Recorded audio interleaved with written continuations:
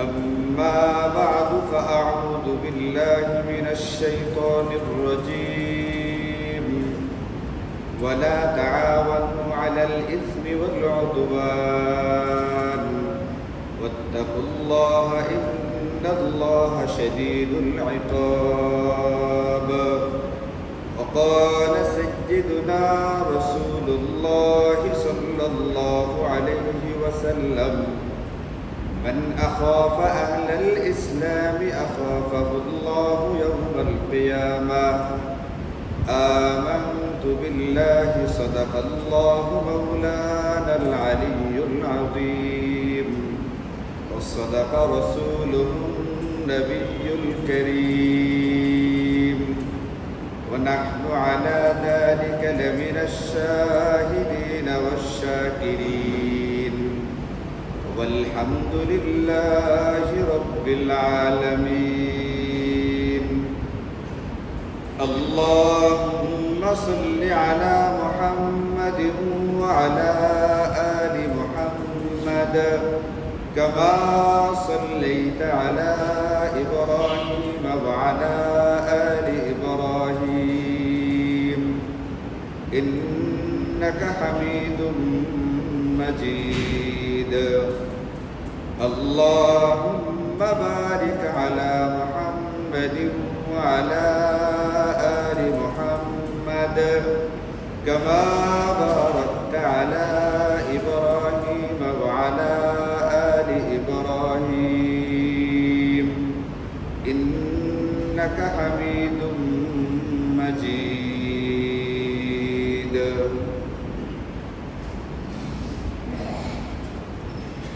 আলহামদুলিল্লাহ, আমাদের দেশে একটা সময়ে একটা দল বা গোষ্ঠীর দ্বারা বাংলাদেশের বহু শ্রেণীর মানুষ নির্যাতিত নিপীড়িত হচ্ছিল।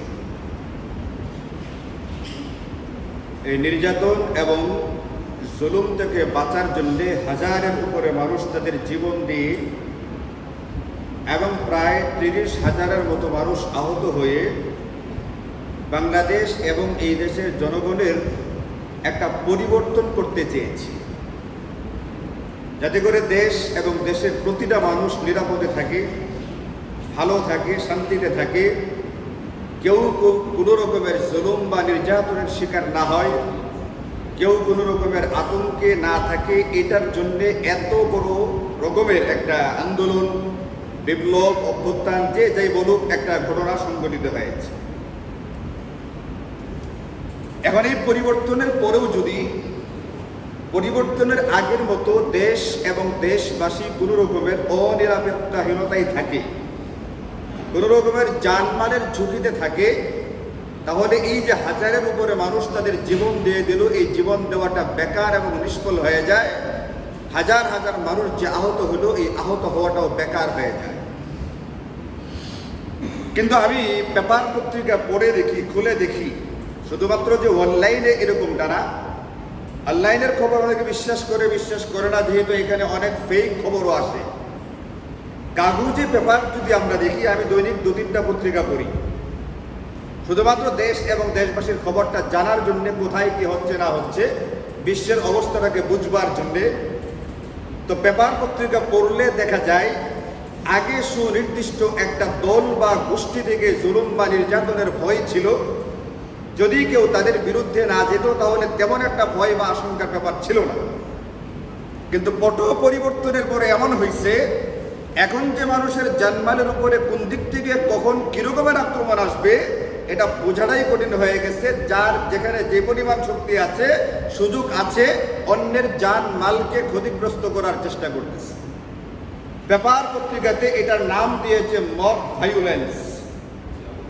আমরা যেরকম করোনাকালে নতুন নতুন কিছু শব্দ শুনতে পেয়েছিলাম, যেমন আইসোলেশন, এই ধরনের আরো বেশ কিছু নতুন শব্দ শুনতে পেয়েছিলাম। এই গতই 5 আগস্টের পর পরিবর্তনের পরে এমন কিছু নতুন শব্দগুলো আগেই ছিল হয়তো, বা আমার কাছে নতুন বা আমাদের কাছে নতুন, ব্যবহারটা কম ছিল, এখন ব্যবহারটা বেশি হচ্ছে, যেটাকে বলে মব ভায়োলেন্স। এই যে মব ভায়োলেন্স মানে হচ্ছে দলবদ্ধভাবে সন্ত্রাস করা। দলবদ্ধভাবে অন্যের জান মালের ক্ষয়ক্ষতি করার চেষ্টা করা, সুসংগঠিতভাবে অন্যের বা অন্য কোনো নারীর সম্ভ্রমকে ছিনিয়ে নেওয়ার চেষ্টা করতে থাকা, অন্যের জায়গা জমি দখল করার চেষ্টা করা, নৃশংসভাবে মানুষকে জনসম্মুখে ভিডিও করতে করতে হত্যা করে ফেলবার মতো যে দুঃসাহসগুলো দেখানো হইতেছে, এইগুলোকে বলা হয়ে থাকে মব ভায়োলেন্স। দলগতভাবে সন্ত্রাস, দলগতভাবে দলবদ্ধভাবে বিশৃঙ্খল অবস্থার সৃষ্টি করা, নিয়ন্ত্রণের বাহিরে গিয়ে উত্তেজিত হয়ে একদল গোষ্ঠী অন্য কোনো ব্যক্তি বা অন্য কোনো গোষ্ঠীকে আক্রমণ করার চেষ্টা করা। এই যে মব ভায়োলেন্স চলছে, আমরা যারা শুক্রবারে মসজিদে আসি, এখানে যে বয়ানটা হয়, এই ব্যাপারে ইসলামের দৃষ্টিভঙ্গিটা কি, ইসলাম কি বলে, এই ব্যাপারে আমার চিন্তাটা কি হবে, আমার করণীয়টা কি, এগুলো নিয়ে আলোচনা করা হচ্ছে। আমার জিম্মাদারি বা দায়িত্ব, রাষ্ট্রীয় আইন বা অন্যান্য কোন বিষয়গুলো কোনটা কিরকম আছে, এটা রাষ্ট্রীয় যারা আইনবিদ তারা দেখবেন। আমরা এখানে যারা আসছি শুক্রবারে, আমি কি দিন কুরআন সুন্নাহ থেকে এই ব্যাপারটাকে কোন দৃষ্টিতে দেখা হয়, এই বিষয়কে আলোচনা করব না করব না? দুই তিনজন বলছেন, বাকিদের তেমন দরকার নেই না। এই সম্পর্কে একটা মুসলমানের জানাও দরকার আছে, এই সম্পর্কে একটা মুসলমানের করণীয় কর্তব্য ঠিক করারও প্রয়োজন আছে। আপনি প্রয়োজন আছে বলেন আর নাই বলেন, কারণ যিনি বলার তিনি বলে দিয়েছেন। এই পৃথিবীর বানানেওয়ালা আল্লাহ বলছেন, ফাসআলু আহলা যিকরি ইন কুনতুম লা তা'লামুন। যে জিনিসের বিধান তোমার জানা নাই, ওই জিনিসের বিধানটা যে জানে তুমি তার কাছ থেকে কোরআন সুন্নাহর বিধানটা জেনে নাও। আল্লাহ বলছেন, এটা কুরআনুল কারীমের আয়াত। আর নবীজি সাল্লাল্লাহু আলাইহি ওয়াসাল্লাম ইবনে মাজাহ হাদিসের ভিতরে বলেন, তলাবুল ইলমি ফরিদাতুন আলা কুল্লি মুসলিম। মুসলমানের সামনে যখন যে বিষয়টা আসবে, ওই বিষয়ে ইসলাম কি বলে এটা জেনে নেওয়া তার উপরে খালি প্রয়োজন না, তার উপরে ফরজ। ফরিদাতুন মানে ফরজ, গুরুত্বপূর্ণ দায়িত্ব হিসেবে বর্তায়।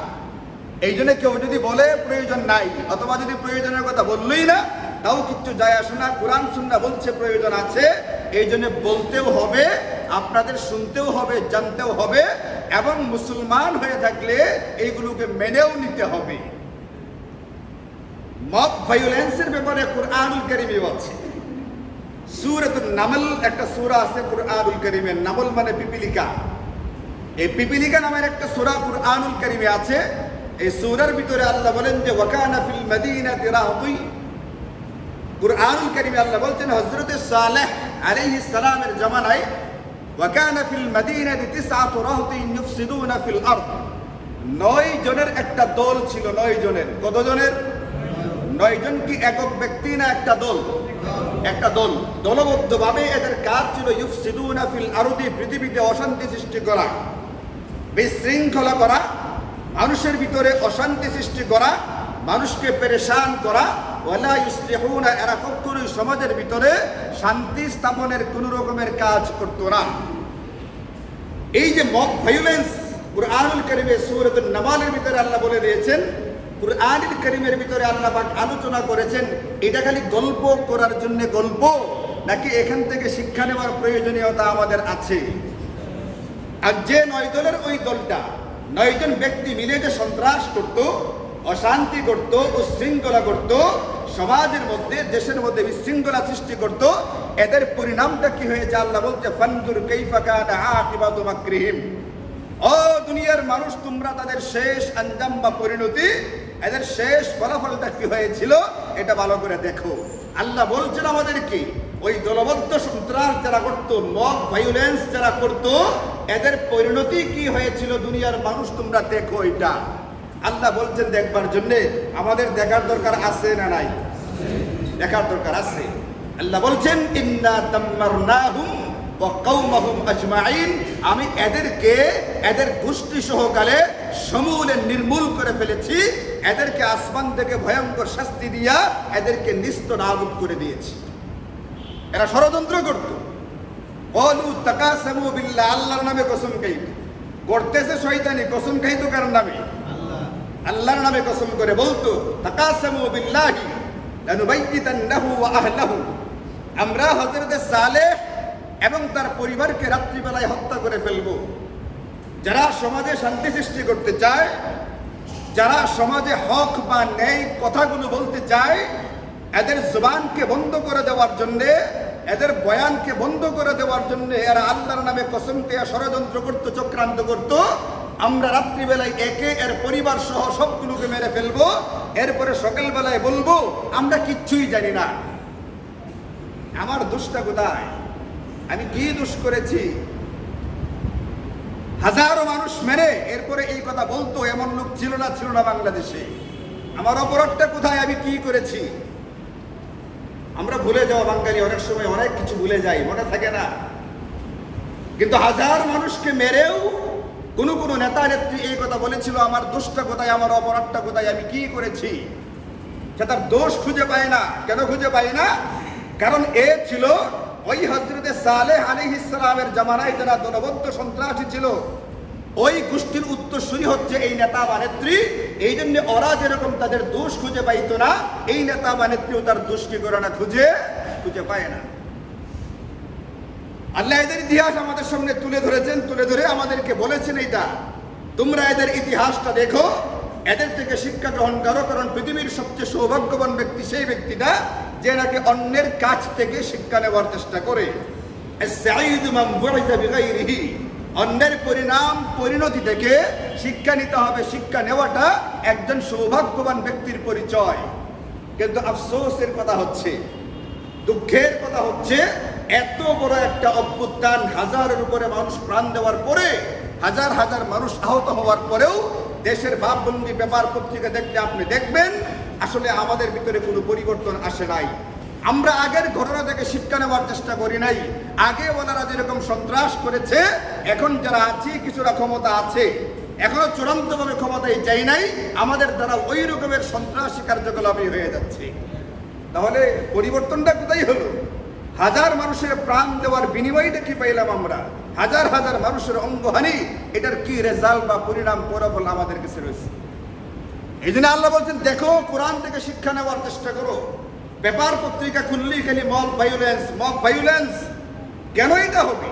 এই ভায়োলেন্স বন্ধ করবার জন্যই তো এত বড় ত্যাগ আর কুরবানি করা হইল।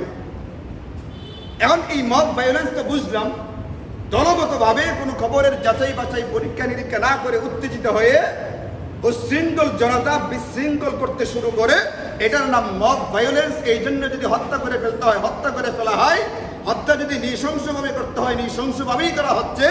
চাঁদার জন্য যদি ধর্ষণ করতে হয়, পরিবার সহ ধর্ষণ করে ফেলা হইতেছে। টেন্ডারবাজি করবার জন্য যদি গোলাগুলি করতে হয়, গোলাগুলি পর্যন্ত করে ফেলতেছে। এই সম্পর্কে কোরআন আমাদেরকে কি বলছে? কোরআন আমাদেরকে বলছে এটা, মান কাতালা নাফসাম বিগাইরি নাফসিন আও ফাসাদিন ফিল আরদি, যে এই পৃথিবীতে ফাসাদ করবে, ফিতনা করবে, সন্ত্রাস সৃষ্টি করবে, আল্লাহ বলছেন এদের শাস্তি হচ্ছে, এদেরকে অত্যন্ত জঘন্যভাবে মৃত্যুদণ্ডে দণ্ডিত করে দণ্ড কার্যকর করতে হবে। আইয়ুকাত্তালু, এদেরকে রাষ্ট্রীয়ভাবে বিচার করে, বিচারকের মাধ্যমে, আদালতের মাধ্যমে অত্যন্ত দৃষ্টান্তমূলকভাবে হত্যার জন্য নির্ধারণ করে এদেরকে হত্যা করে ফেলতে হবে। এটা করবে রাষ্ট্র বা বিচার ব্যবস্থা। আও ইউসাল্লাবু, অথবা এদেরকে শুলিতে চড়াইয়া হত্যা করতে হবে। আও ইউকাত্তালু, অথবা এদের আও তুকতালু আইদিহিম ওয়া আরজুলুহুম মিন খিলাফিন, বিপরীত দিক থেকে হাত পা কেটে ফেলতে হবে। ডান হাত হইলে বাম পা, আর বাম পা হইলে ডান হাত, বিপরীত থেকে হাত পা কেটে এদেরকে দৃষ্টান্তমূলক শাস্তি দেওয়া লাগবে। আর নতুবা আও ইউনফাউ মিনাল আরদে, এই দেশ থেকে নির্বাসন করে কোনো দ্বীপে অথবা কোনো জঙ্গলে অথবা বড় কোনো কয়েকখানায় এদেরকে নির্বাসনে পাঠাইতে হবে। আও ফাসাদিন ফিল আরদ, আল্লাহ বলছেন এই কথাটা যারা পৃথিবীতে মব ভায়োলেন্স করবে, সন্ত্রাস সৃষ্টি করবে, এদেরকে এত কঠিন এবং জঘন্যতম শাস্তি দেওয়ার জন্য। এখন যে ভায়োলেন্স বন্ধ করবার জন্য, যে জুলুম অত্যাচার থেকে বাঁচার জন্য এত বড় কুরবানি আর ত্যাগ, যদি এই পরিবর্তনের পরেও সেই ভায়োলেন্স থেকেই যায়, তাহলে আমরা বড় দুর্ভাগা জাতি, আমাদের কপালে ভবিষ্যতে আরো খারাপই অপেক্ষা করতেছে। নবীজি সাল্লাল্লাহু আলাইহি ওয়াসাল্লাম হাদিসে পাকের মধ্যে বলেন, এই ভায়োলেন্স সম্পর্কে আল্লাহ নবী বলছেন হাদিসে পাকের ভিতরে, মান হামালা আলাইনা সিলাহা, যে নাকি আমাদের মুসলমানদের বিরুদ্ধে অস্ত্র উত্থাপন করবে, অস্ত্র উঠাবে, 2-3 দিন আগে পেপার পত্রিকায় দেখলাম, বাপ বড় বড় বন্দুকের ছবি হাতে বেশ কিছু যুবক বীর বাহাদুরের মতো গুলি করতেছে।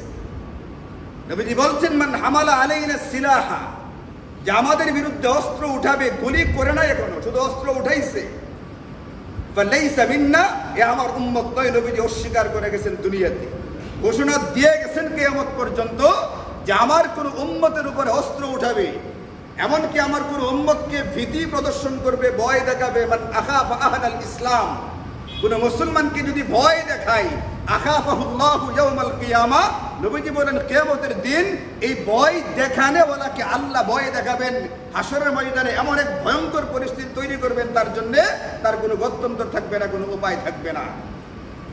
এ আমার কি ভয় দেখাবে? একটা অস্ত্র তুলে গুলি করবে, সর্বোচ্চ ভয় এটা দেখাবে। আমি কোনো ক্রমে দেয়ালের আড়ালে গেলে অথবা কোনো কিছুর একটা আড়াল গ্রহণ করতে পারলে এর অস্ত্র আমার তেমন কোনো ক্ষতি করতে পারবে না। কিন্তু আল্লাহ পাক যে ভীতিকর অবস্থাটা তৈরি করবেন, এর কলিজার ভিতর পর্যন্ত কেঁপে উঠবে। অন্য হাদিসের ভিতরে নবীজি বলেন, মান আখাফা আহলাল মাদিনাতি, যে নাকি কোনো মুসলমানকে ভীতি প্রদর্শন করবে যে কোনোভাবে, এটা হতে পারে জাদাবাদীর কারণে হুমকি দিছে, এটা হতে পারে তার পরিবার পরিজনের উপরে শারীরিকভাবে নির্যাতন করার হুমকি দিছে, এটা হতে পারে অন্য যে কোনোভাবে হুমকি ধমকি করবে, আল্লাহর নবী বলেন, ওয়া আলাইহি লানাতুল্লাহি ওয়াল মালাইকাতি ওয়ান নাসি আজমাইন, এদের উপরে আল্লাহ, তার রাসূল এবং সমস্ত মানুষের লানত বর্ষিত হবে। এই জন্য মব ভায়োলেন্স কুরআন এবং সুন্নাহর দৃষ্টিতে কখনোই কোনোভাবেই কোনো ক্রমেই গ্রহণযোগ্য না। আমি আপনি মুসলমান হিসাবে যেহেতু কোরআন সুন্নাহ দ্বারা এটা সমর্থিত তো নয়ই, বরং কোরআন সুন্নাহর ভিতরে এটার নিন্দা করা আছে, এবং কোরআন সুন্নাহয় এই মব ভায়োলেন্স যারা করে এদের কঠিন শাস্তির কথা বর্ণিত আছে। কাজেই আমার আপনার এটা কি করণীয় না বর্জনীয়? করণীয় না বর্জনীয়? এত জোরে বলেন, এখন তো রোজার দিন না। মব ভায়োলেন্স আমি করব না বর্জন করব? 1 নম্বর শিক্ষা আমরা পেয়ে গেছি এটা। 2 নম্বর কথা হচ্ছে, মব ভায়োলেন্সটা তৈরি হচ্ছে কেন? আমি পেপার পড়ে দেখি 2টা কারণে তৈরি হচ্ছে। একটা হচ্ছে হযরত সালেহ আলাইহিস সালামের জামানায় ওই 9 জনের যে দলটা সন্ত্রাস করত, ফাসাদ করত, এরা কোনো অন্যায় প্রতিবাদ করতে গিয়ে ফাসাদ করতো না, এদের কাজই ছিল ফাসাদ করা, এদের কাজই হলো অন্যায় করা। মাঝে মধ্যে অনলাইনে দেখি ছিনতাই করতেছে, রাস্তায় এককভাবে কোনো ব্যক্তিকে পেলে 3-4জন মোটরসাইকেলটা হুটহাট করে আসে।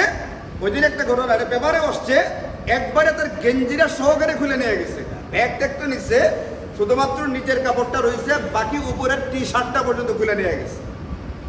এই যে ছিনতাইয়ের ঘটনা ঘটতেছে, এখন যদি একজন ছিনতাই বা 3জন ছিনতাই করতে আসে একজন ব্যক্তিকে, তখন আশেপাশে চিৎকার দিল, আরো কিছু মানুষ আগায় আসলো, আস্তে আস্তে আস্তে আস্তে এটাকে ধরে ফেললো। এখন এখানে ভায়োলেন্স করছিল 2 জন বা 3 জন সন্ত্রাসী, এদেরকে পাকড়াও করতে গিয়ে প্রথমে পাকড়াও করছিল একজনে, পরে আস্তে আস্তে হয়ে গেছে 20-50 জন। এখন 20-50 জন মিলে এই 3টাকে পিটাইতে পিটাইতে গণপিটুনি দেওয়া হয়, লোলা ল্যাংরা বানায় ফেলছে, আইনালে একবারে মেরে ফেলছে। এই যে নিজের হাতে আইন তুলে নিয়ে গণপিটুনি দেওয়া ব্যক্তিটাকে হত্যা করে ফেলেছে, এদের যুক্তি হলো এই ব্যক্তিটা ছিল ছিনতাইকারী, এই ব্যক্তি ছিল ডাকাত, এদেরকে প্রতিহত বা প্রতিরোধ করতে গিয়ে আমরা এটা কাজটা করেছি। এখান থেকেও একটা মব ভায়োলেন্স তৈরি হয়েছে, দলবদ্ধ গণপিটুনির অবস্থা তৈরি হয়েছে। এখানে যারা ঘটনা ঘটাইছে তারা দলিল দেওয়ার চেষ্টা করে এটা আমরা তো একটা ছিনতাইকারীকে মারছি, কাজে আমাদের কি হওয়ার কথা না, কোনো দোষ হওয়ার কথা না। এখানে এক প্রকার লোক হইল একটা দলকে ফিরাইতে গিয়া, একটা সন্ত্রাসী বা ছিনতাইকারী দলকে ফিরাইতে গিয়ে একদল লোক এখানে সন্ত্রাস করতেছে। আরেকটা হলো হযরত সালেহ আলাইহিস সালামের জামানায় 9 জনের মতো, এদের কাজ হলো অন্যদেরকে ফিরানো না, এদের কাজই হলো সন্ত্রাস করা। তাহলে এখানে কয় রকমের ভায়োলেন্স? একটা হচ্ছে এদের কাজই হচ্ছে দলগতভাবে কারো উপরে আক্রমণ করা, হামলা করা, চাঁদার হুমকি দেওয়া, টেন্ডারবাজি করা, নির্যাতনের হুমকি দেওয়া, কারো গায়ে আঘাত করা, কাউকে হত্যা করে ফেলার চেষ্টা করা। এদের কাজই হচ্ছে সন্ত্রাস করা, কাজেই সে সন্ত্রাস করে ক্ষমতার বলে, অস্ত্রের বলে, লোকবল, জনবলের কারণে। আর একটা হলো যে না, এদের কাজ মূলত সন্ত্রাস করা না, কিন্তু কোনো একটা সন্ত্রাসীকে ফিরাইতে গিয়া উত্তেজিত হয়ে সবাই মিলে একজনকে মারা ফেলেছে, এটাও একটা। এই 2 সুরতের ভিতরে প্রথম যেটা, যাদের কাজেই হচ্ছে ভায়োলেন্স, সন্ত্রাস করা, অশান্তি করা, এদেরটা তো আমরা আগের আলোচনায় বুঝলাম এটা একেবারেই শরীয়তে গ্রহণযোগ্য না, এর কোনো সুযোগ আমাদের ইসলামী শরীয়তে নেই। দ্বিতীয় যে পদ্ধতিটা, দ্বিতীয় যে সুরতটা, যারা মনে করে আমরা ছিনতাইকারীকে পিটাইছি, চোরকে পিটাইছি, ডাকাতকে পিটাইছি, কোনো সন্ত্রাসীকে পিটাইছি, তাদের কাজটা বৈধ কি বৈধ না এটা বুঝবার আগে আরেকটা কথা আপনারা বুঝেন। কোরআন এবং সুন্নাহর ভিতরে আমাদের তাবলীগ জামাতের সাথীরা যে কাজটা করে এটাকে বলে আমরে বিল মারুফ। এরা সৎ কাজের আদেশ করে, আছে না, নামাজ পড়তে হবে, ইকরাম করতে হবে, জিকির করতে হবে, তাবলীগ করতে হবে, এটাকে বলে আমরে বিল মারুফ। এই আমরে বিল মারুফ যেরকম মুসলমানদের জন্য গুরুত্বপূর্ণ একটা নির্দেশ বা ইবাদত, এই আমরে বিল মারুফের সঙ্গে একবারে লাগালাগি আরেকটা গুরুত্বপূর্ণ বিধান হচ্ছে আন-নাহয়ু আনিল মুনকার, মন্দ কাজকে প্রতিরোধ করা, প্রতিবাদ করা, প্রতিহত করা। এরা কোরআন এবং সুন্নাহর নির্দেশনা। আমাদের তাবলীগের সাথীরা কয়টা করতেছে? এই দুইটা অংশের ভিতরে একটা অংশের উপরে আমল করতেছে। আর দ্বিতীয় অংশটা হলো আন-নাহয়ু আনিল মুনকার, মন্দকে প্রতিরোধ করতে হবে। এই মন্দকে প্রতিরোধ যে করা হবে, ছিনতাইকারীকে ছিনতাই করা থেকে বিরত রাখতে হবে, সন্ত্রাসীকে সন্ত্রাস থেকে ফিরাইতে হবে, ডাকাতকে ডাকাতি থেকে ফিরাইতে হবে, নারীদের উপরে নির্যাতনকারীকে নির্যাতন থেকে ফিরাইতে হবে। এই ফিরাইবার কাজটাকে বলে কোরআন সুন্নাহর পরিভাষায় আন-নাহয়ু আনিল মুনকার, মন্দ কাজ প্রতিরোধ এবং প্রতিহত করা। আমরে বিল মারুফটা যেমন আমার উপরে জিম্মাদারি, নাহি আনিল মুনকার করাটা এটাও আমার আপনার উপরে কোরআন বলছে একটা গুরুত্বপূর্ণ জিম্মাদারি, এটা আমাকে করতে হবে। এখন আমি এই যে মান রাআ মিনকুম মুনকারা, নবীজি বলেন যখন তুমি কোনো ব্যক্তিকে অন্যায় করতে দেখবে, মব ভায়োলেন্সকারীকে ভায়োলেন্স করতে দেখবে, তাকে ফিরাইতে হবে, ছিনতাইকারীকে ফিরাইতে হবে, ডাকাতকে ফিরাইতে হবে, কিন্তু ফিরাইতে গিয়ে ফিরাইবার কিছু পদ্ধতি আছে। এই জন্য নবীজি বলছেন প্রতিকার বা প্রতিরোধের ধরনটা একরকম হইলে হবে না, এর বেশ কয়েকটা প্রকার দিচ্ছেন নবীজি। কখনো বলেছেন ফাল্লিয়ুগাইয়িরহু বিয়াদিহি, কখনো বলেছেন ফাবি লিসানিহি, কখনো বলেছেন ফাবি কলবিহি। যার কাছে রাষ্ট্রীয় ক্ষমতা আছে, বিচার ব্যবস্থা আছে, অথবা জনগণ তাকে একটা ক্ষমতা দিয়ে দিয়েছে, যেমন চেয়ারম্যান, মেম্বার, তাদেরকে একটা দায়িত্ব দেওয়া আছে সমাজের ভিতরে শান্তি স্থাপন করবার জন্য। সে যদি এটা তার সক্ষমতায় পারে, তাহলে এটাকে সে ক্ষমতা দিয়া এই অন্যায়টাকে বন্ধ করবার চেষ্টা করবে। যদি এটা না হয়, তাহলে যে ব্যক্তির কাছে এই ক্ষমতাটা নেই, সে মুখের মাধ্যমে এটাকে প্রতিরোধ করবার চেষ্টা করবে। যেমন এই মুহূর্তে আমি আপনাদেরকে মব ভায়োলেন্স, দলগত সন্ত্রাস থেকে নিষেধ করতেছি। এটাকে বলে ফাবি লিসানিহি, মুখের মাধ্যমে মুসলমানদেরকে ফিরানো মন্দ কাজ থেকে। যদি এটাও কেউ না পারে, আপনি যদি না পারেন, আপনি কাউকে বলতে পারতেছেন না, বলতে গেলে ভয় পান, না জানি পরে কি হয়, তাহলে আপনার কাজ হচ্ছে মনে মনে ঘৃণা করা। তাহলে অন্যায়কে প্রতিরোধ করতে গেলে একভাবে করলে হবে না, যে কোনো পদ্ধতিতে করলে হবে না।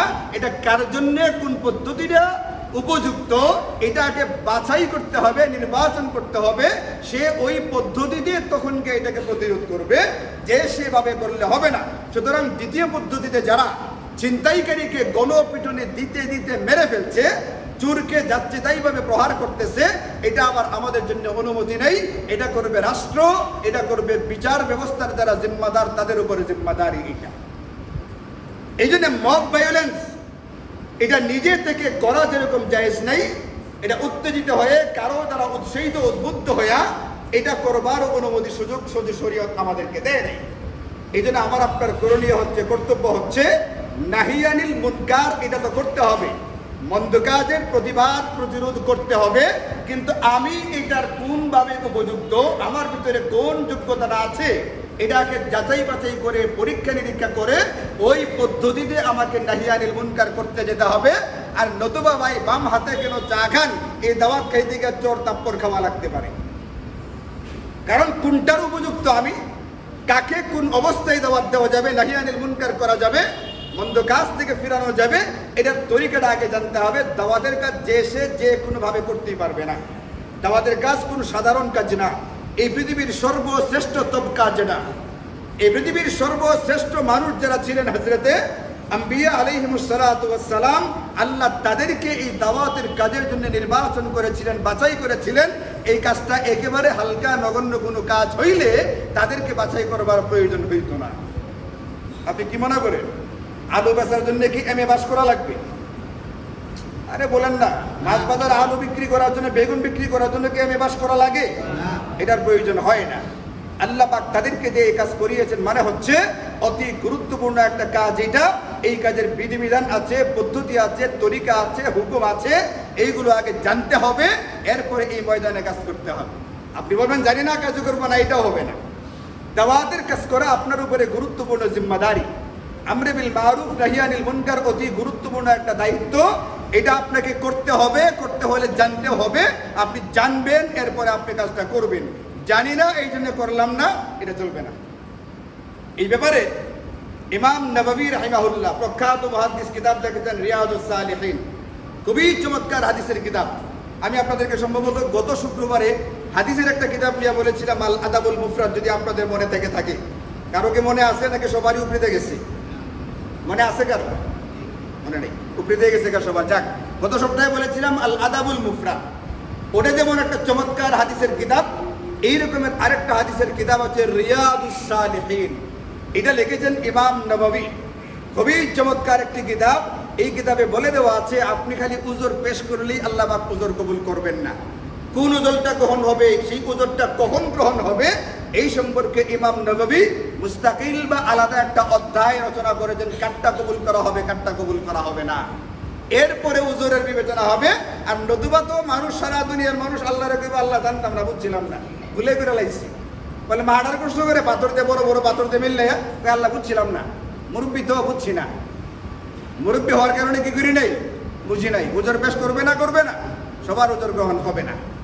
এই জন্য আমাদের দ্বিতীয় করণীয় যেটা আমি আপনাদেরকে বলতে যাচ্ছি, এটা হচ্ছে এটা অনেক সময় আমরা নাহিয়ানিল মুনকার করতে গিয়েও ভায়োলেন্স করে ফেলছি, সন্ত্রাস বা বিশৃঙ্খলা করে ফেলতেছি।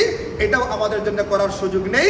নাহিয়ানিল মুনকার করতে হবে, কিন্তু তার পদ্ধতি মেনে তারপরে করতে হবে।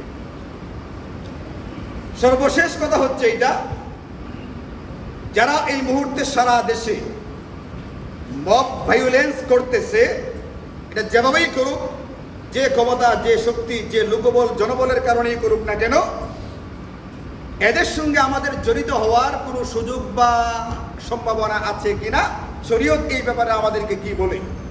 আমি সূরাতুল মাইদা থেকে আপনাদেরকে বলছি, আল্লাহ বলছেন যে ওয়ালা তাআওয়ানু আলাল ইসমি ওয়াল উদওয়ান। তুমি যদি মুসলমান হয়ে থাকো, তুমি যদি ইমানদার হয়ে থাকো, নিজেকে যদি মুমিন মুসলমান দাবি করে থাকো, তাহলে মব ভায়োলেন্স যারা করছে, যারা করার জন্য উৎসাহিত করছে, তুমি এদের সঙ্গে ভায়োলেন্সে যুক্ত হওয়া দূরের কথা, যারা এই কাজটা করতেছে ইমানদার হয়ে থাকলে এদেরকে সমর্থন করার সুযোগ তোমার জন্য নেই। মনে রাখবেন, যারা ভায়োলেন্স করতেছে, যারা সন্ত্রাস করতেছে, যারা বিশৃঙ্খলা করতেছে, ফাসাদ করতেছে, এটার বিরুদ্ধে জড়িত হওয়ার সুযোগ তো 1 নম্বর পয়েন্টে বললাম আপনাদের। এখন তাদেরকে আমি সমর্থন করতে পারি কিনা, তাদের পক্ষে থাকতে পারি কিনা, যদি এরা এটা করতেই থাকে, ইমানদার হয়ে থাকলে আল্লাহ বলছেন তোমার ইমানের দাবি হচ্ছে, তোমার ইমানের চাহিদা হচ্ছে, তুমি এদেরকে সমর্থন করতে পারবে না। ওয়ালা তাআওয়ানু আলাল ইসমি ওয়াল উদওয়ান, যদি এটা করো তাহলে ওয়াত্তাকুল্লাহ, কাকে ভয় করো। এই মুহূর্তে তুমি তোমার সংঘবদ্ধ ক্ষমতার কারণে, এই মুহূর্তে তুমি একটা বিশেষ সুবিধা পাওয়ার কারণে একজনের উপরে জুলুম করতে পারবে, নির্যাতন করতে পারবা, এটা তোমার এখন সুযোগ আছে, সুবিধা আছে, কিন্তু ভয় করবা আল্লাহকে। মনে রাখবা, এটা তুমি যার উপরে জুলুম করলা, তার উপরে তোমার যে পরিমাণ ক্ষমতা, তার চেয়ে হাজারো লাখো কোটি গুণ বেশি ক্ষমতা তোমার উপরে আল্লাহ পাকের রয়ে গেছে। তুমি যতটুকু করবা, এটাকে 1000 গুণ বেশি করে তোমাকে ফেরত দেওয়া হবে।